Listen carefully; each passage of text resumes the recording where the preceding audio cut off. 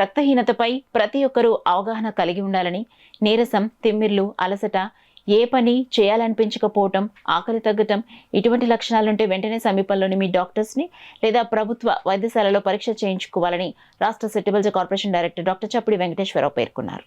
గాంధీనగర్లో రక్తహీనతపై మధుమేహ వ్యాధులకు పరీక్షల శిబిరాన్ని ఉచితంగా నిర్వహించడం జరిగింది. చంద్రబాబు నాయుడు పుట్టినరోజును పురస్కరించుకుని ఈ వైద్య శిబిరం ఏర్పాటు చేయడం జరిగింది.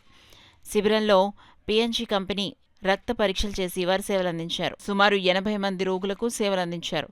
గౌరవ అతిథిగా కరప మండల నీటిపారుదల డిస్ట్రిబ్యూటర్ కమిటీ పుణ్యమంతుల గంగా సత్యనారాయణ విచ్చేశారు.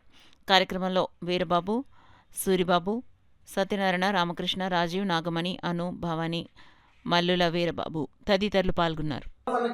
అనేక రకమైన అదర్ జబ్బులు ఏదైనా వేరు అనేది త్వరగా వచ్చే అవకాశం ఉంటుంది. అలాగే అలసట చెందుతారు, అలాగే కళ్ళు తిరగడము, నీరసము, ఇలా చాలా రకాలుగా వాళ్ళకి ఈ ప్రాబ్లమ్స్ అన్నీ వస్తాయి. కాబట్టి ప్రతి ఒక్కరూ సంవత్సరంలో ఒకసారైనా ఈ రక్త శాతం ఎంత ఉన్నది అనేది ఒకసారి చూసుకోవాల్సిన అవసరం ఉంది. అలాగే ప్రతి ఒక్కరు కూడా షుగర్ లెవెల్స్ ఎంత ఉన్నాయో చూసుకోవాల్సిన అవసరం కూడా ప్రతి ఒక్కరికి ఉంది. అలాగే బీపీ, హైపర్ టెన్షన్ ఏ విధంగా ఉందనేది కూడా ప్రతిసారి కనీసం 3-4 నెలలకు ఒకసారి డాక్టర్ దగ్గరికి వెళ్ళి, ఎందుకంటే బోల్డెన్ హాస్పిటల్స్ ఉన్నాయి.